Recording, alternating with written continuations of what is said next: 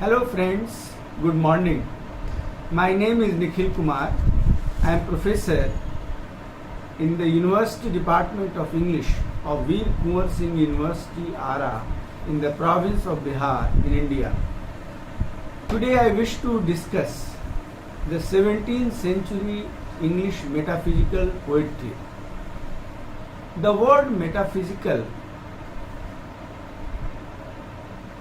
is in existence much before its use by Drummond, Dryden, Johnson for this 17th century English metaphysical poetry. So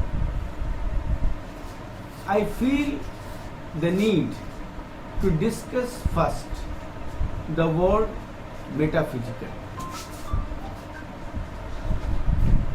The word metaphysical has its origin in the Greek language. It means after, beyond. So when we split the word metaphysical, we find meta plus physical.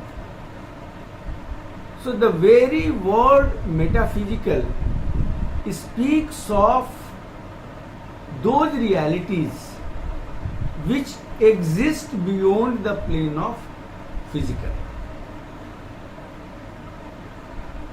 In English, we have some other words like spiritual, supraphysical, and the supramental. The last two words, supraphysical and supramental, had been coined by a great yogi, Sri Aurobindo.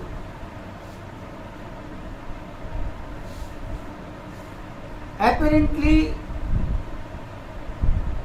these words, metaphysical, spiritual, supraphysical, and supramental, look alike. They look synonym to one another. But when we enter into the depth, all the four present the pictures of different planes of consciousness existing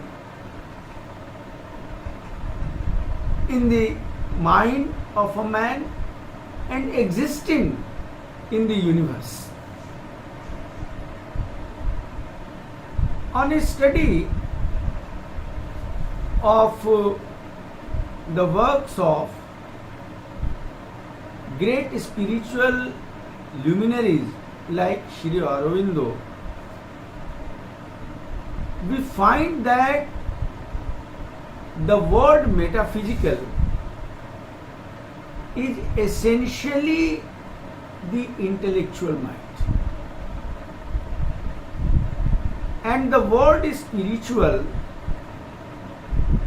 is not at all a word for the intellectual mind.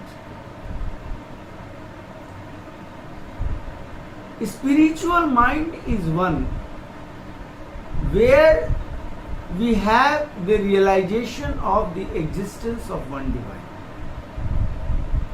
whereas the metaphysical mind is essentially an intellectual mind, but it is a very high plane of intellectual mind, rather the highest plane of intellectual mind.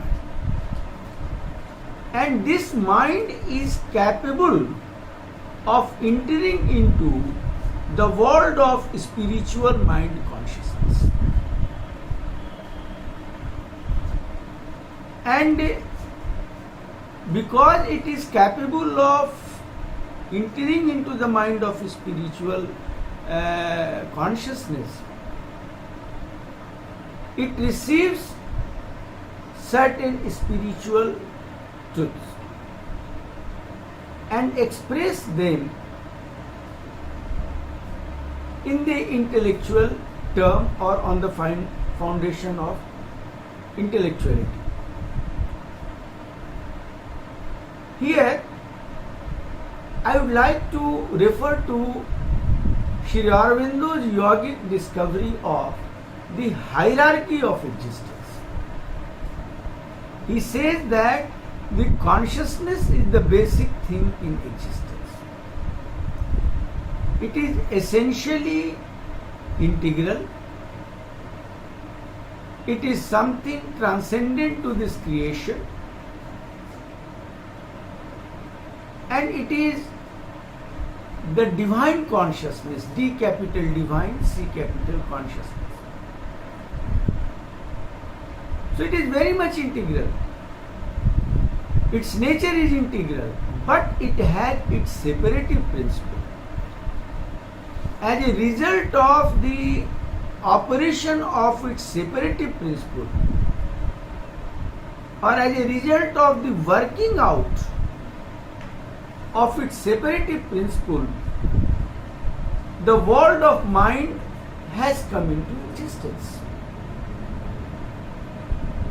And when we look into the world of mind, we can make a broad division of the mind into two parts. The highest plane of the lower part is intellectual mind consciousness, and the plane of mind which exists beyond this intellectual mind is the spiritual mind. So because mind in itself is the separative principle of consciousness, there is an essential similarity between the two, intellectual and spiritual mind consciousness. This similarity is the division. There is the operation of the separativity in the intellectual mind, and in the spiritual mind also this separativity is there. But there is a difference. As just now I have told that the plane of spiritual mind is one where we have the realization of the existence of one divine. The very separative principle of consciousness begins to decay. In other words, we can say that as a result of the realization of the existence of one divine, the separativity begins to decay. But on the plane existing below it, that is the intellectual mind, and other planes existing below the plane of intellectual mind, there is no realization of the existence of one divine. Therefore, the plane of intellectual mind and all the planes of consciousness existing below the intellectual mind are under the gravitational pull of the separativity of consciousness. So when we come to the plane of metaphysical mind, which is essentially intellectual mind, there is no realization of the existence of one divine, but because it is just below the plane of spiritual mind consciousness where there is the realization of the existence of one divine, this very intellectual mind is capable of coming out of its domain and entering into the domain of the spiritual mind consciousness. I repeat that when it enters into the spiritual mind consciousness, it receives the vision of the truth which the spiritual mind has got. But it has no realization of the existence of one divine, so it expresses those spiritual truths or reality in its intellectual nature, that is to say, in the nature which is the result of the separativity of consciousness. We have an example here. There is a very famous poem of John Donne. John Donne is stated to be the father of the 17th century English metaphysical poetry. The poem which I am referring here is titled as Death Be Not Proud. In fact, this is the first line of the poem, and after this first line, this very poem is titled or recognized, Death Be Not Proud. Death Be Not Proud. Death Be Not Proud. In this very poem, the metaphysical mind of John Donne is capable of knowing that death is not the ultimate truth, because he says very clearly, very categorically that, O death, thou wilt die. Death itself will die. That is to say, mortality is not the truth. Immortality is the truth. Death is not the absolute truth. So this very thing has been discovered by the spiritual mind consciousness. But when John Donne expresses this truth, he fails to realize the existence of one divine at the base. He says that death is the result of disease. Death is the result of the wars between the two countries. Death is the result of a negative state of mind. When a man is depressed, he commits suicide. So one commits suicide under a very high state or very high intensity of the depression, because he finds negativism in this very life. So John Donne assigns all these things for death to happen. But here we have a poet of spiritual mind consciousness in the world of Hindi literature. It is Goswami Tulsidas. In his monumental work, the Ramcharitmanas, he writes, Ishwar Ansh Jeev Avinashi. A living creature is immortal for the reason that he is having a portion of the divine, Ishwar Ansh. Or we can also interpret it that is, since a living creature, or we can say that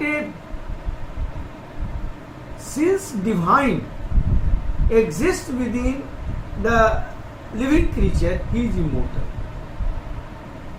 So that is to say, the conclusive thing is this, that there is the existence of the one divine at the center of the being of a living creature.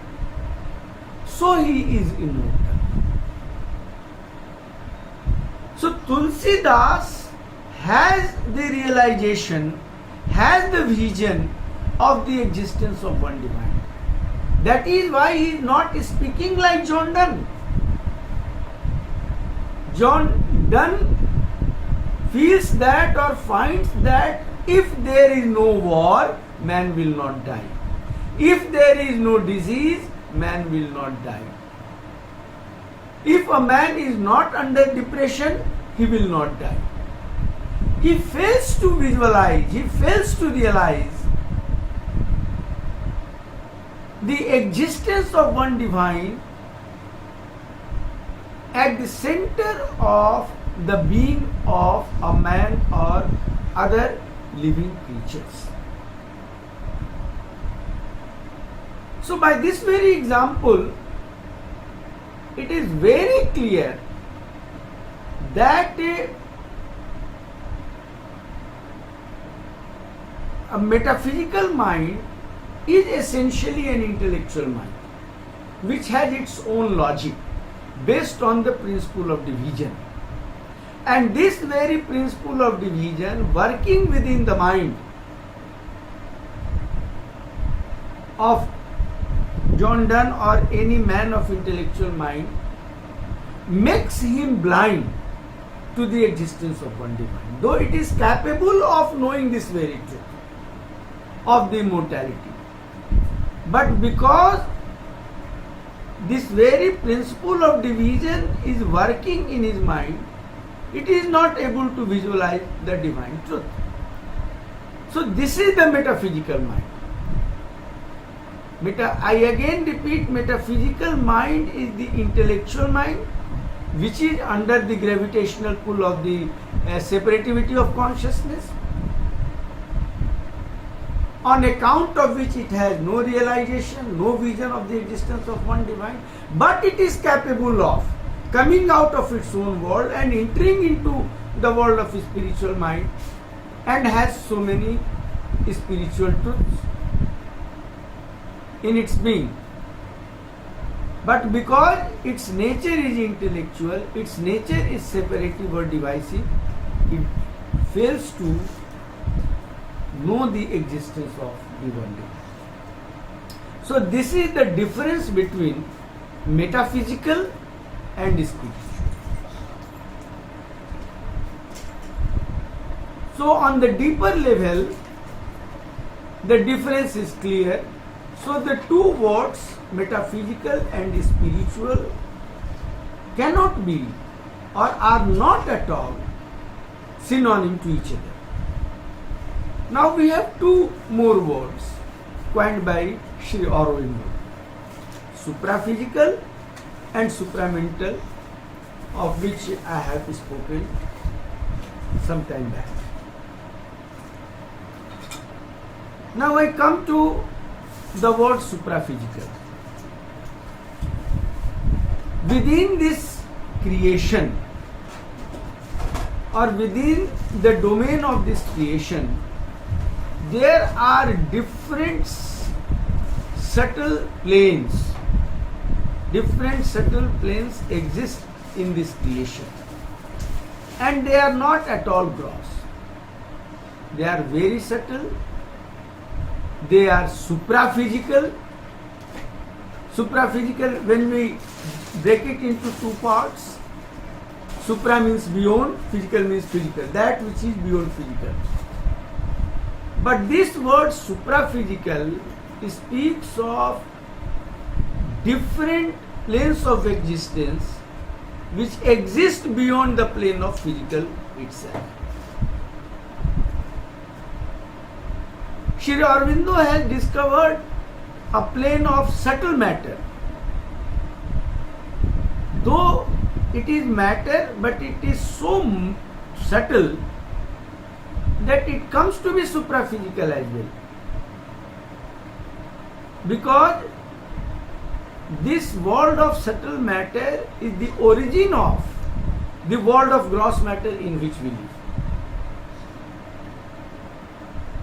It is capable of cancelling the earth's descending pull.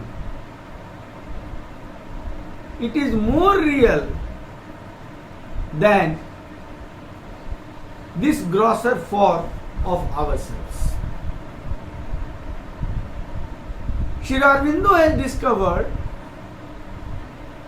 that there is the existence of subtle body in us, and this subtle body is made up of the stuff of the kingdom of subtle matter,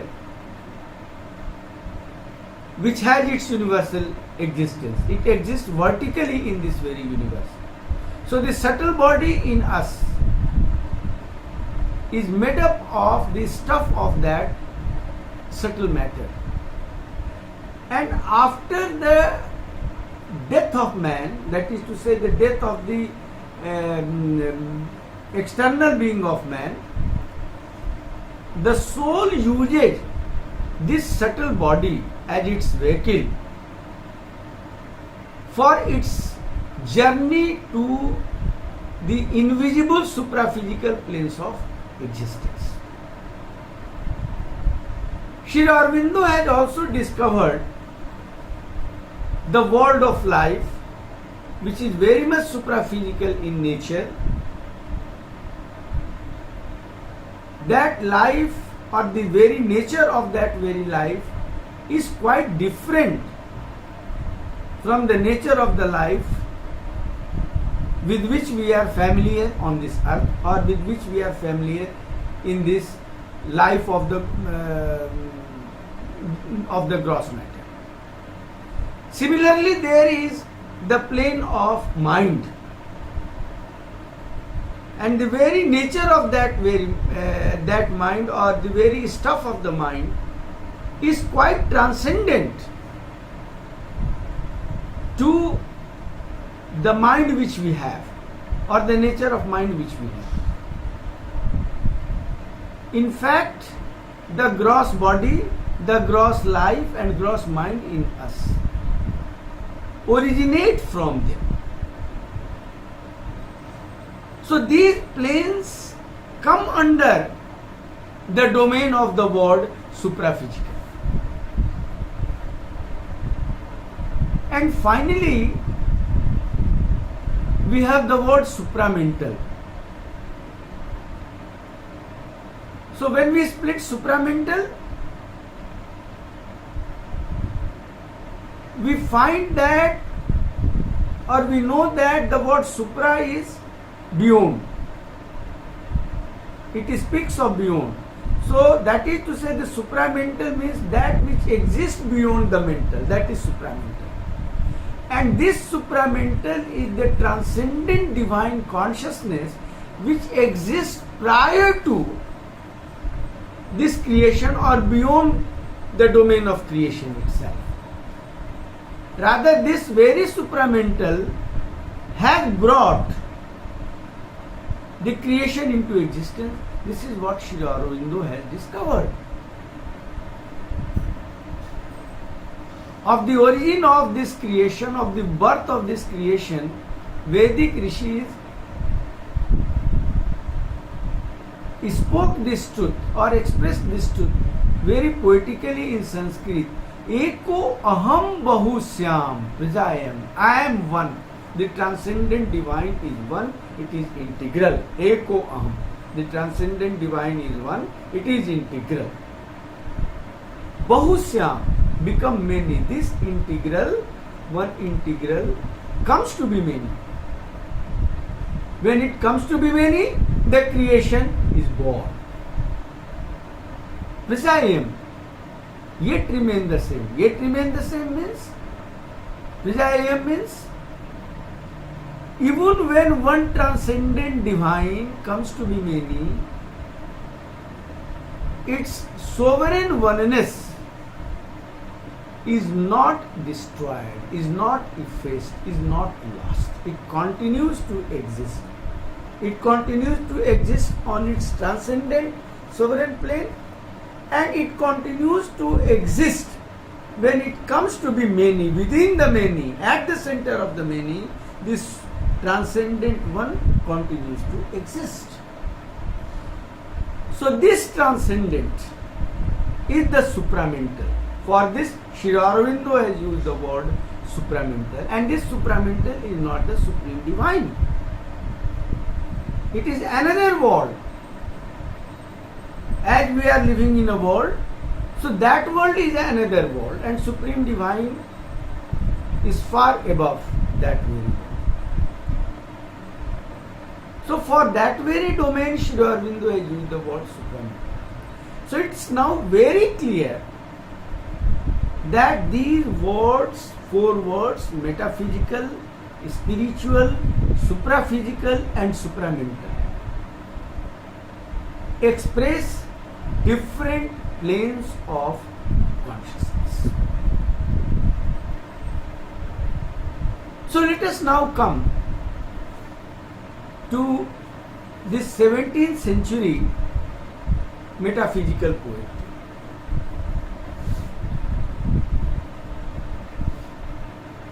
The very nature of metaphysical or metaphysical conceit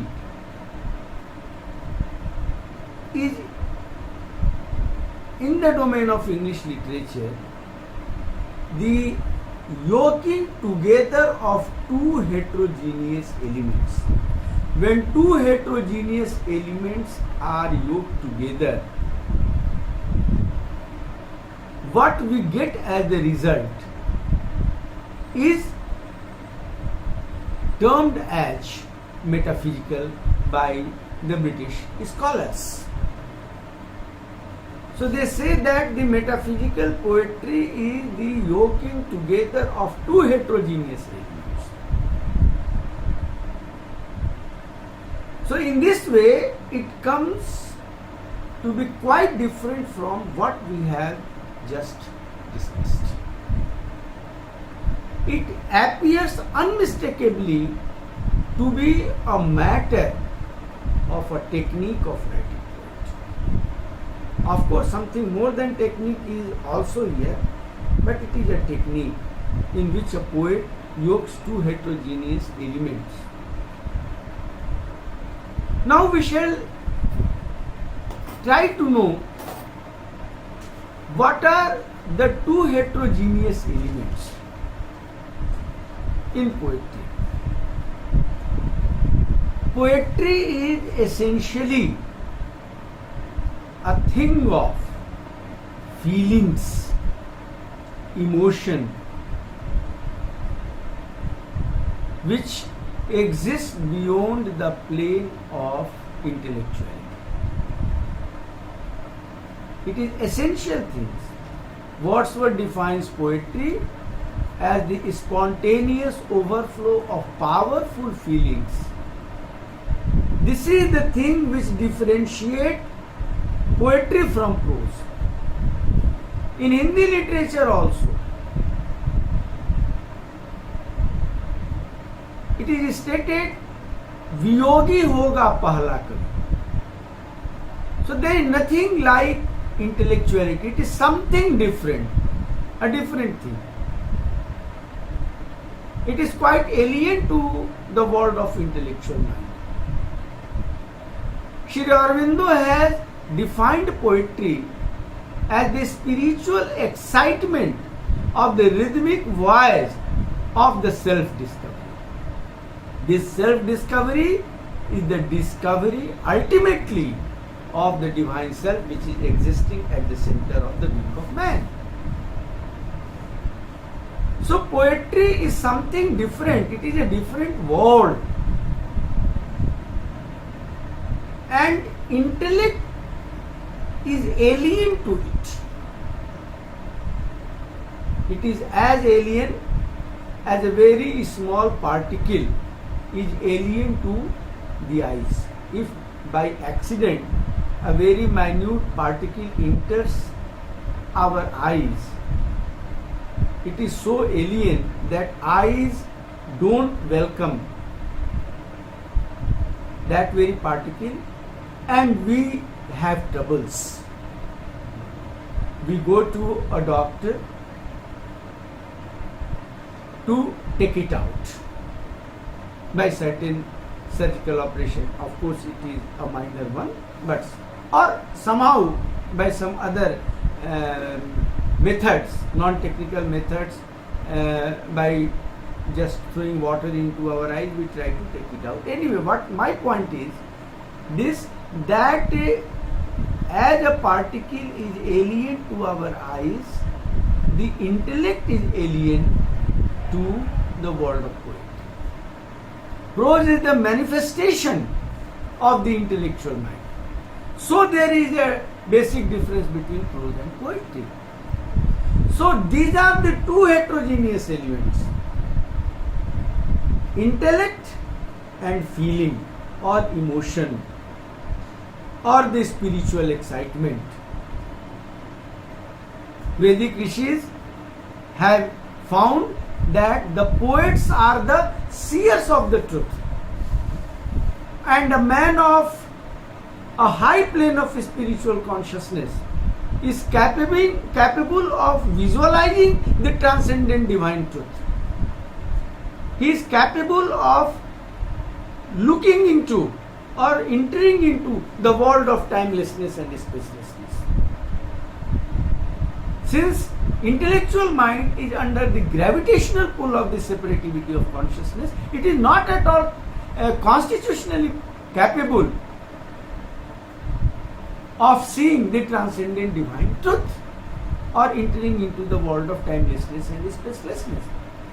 So what I mean to say here, that intellect and emotion or feeling, on the other hand, are the two heterogeneous elements. When they are yoked together, the feature which develops is called the metaphysical concept. Here there is the dominance of intellectual mind. They are yoked, these two heterogeneous elements, intellect and the emotion or feeling, they are yoked by violence, it is stated. The word violence has been used by the British scholars. So this violence is in fact a very barbaric pressure or force of the intellectual mind. So the word violence is there, because in the word violence there is a barbarism. So there is the barbaric force in the intellectual mind which yokes, the very word yoke speaks of a very forceful action to bring two things together, two opposite things together, two things we don't want to be in harmony. In the field, when the field is to be cultivated, two oxen are yoked together by a heavy piece of log or a piece of heavy log. If it is not used, the two oxen will not move together. One will go in other way, the other will go in some other direction. So this is the yoking. So this metaphysical poetry, metaphysical conceit is the yoking together of these two heterogeneous elements, and this act of yoking can be done by a forceful action, a barbaric action of the intellectual mind. And the feelings are subordinated, emotions are subordinated to this very intellectuality. They are subordinated. So, my earlier statement that metaphysical mind is essentially an intellectual mind is found to be true here in this act of yoking together. because feelings cannot bring intellect together. Rather, when there is a pressure or imposition of feelings, the very intellectuality or intellectual mind which is under the gravitational pull of the separativity of consciousness is transformed. It transformed means is released from the captivity of the separativity of consciousness. There is a transformation. So actually it is the intellectuality, because in the poem of John Donne, Death Be Not Proud, we find the dominance of logic. Logic is this: when there is no disease, if two kings don't fight, if a man doesn't go under depression, if a man doesn't suffer from any disease, he will not die. So these things are the logic. So logic is dominant here. John Donne also manifests the dominance of logic. Rather, it is not at all dominance. I can say that it is domineering, because dominance is something positive. Domineering is something negative. Intellect has no place at all in the world of poetry. It intrudes. So there must not be any intrusion. But this very intrusion shows that there is the dominance of intellectuality. In his essays on the Gita, Sri Aurobindo has stated that at one point in the latter part of the Gita, there is some metaphysical tinge, means there is the pressure of intellectuality. So this is what we find in the metaphysical poetry. So it is the intellectuality which dominates, it is the yoking together of two heterogeneous elements, and these two heterogeneous elements are essentially intellect on the one hand and emotion or feeling on the other hand. Wordsworth has stated, as I have told you, that it is the spontaneous overflow of powerful feelings. He goes ahead of it.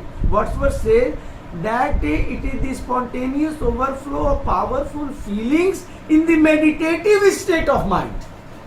Wordsworth has the vision of one divine. So poetry is this. So therefore the poetic consciousness and the intellectual mind consciousness are two different things. That's all. Thank you very much.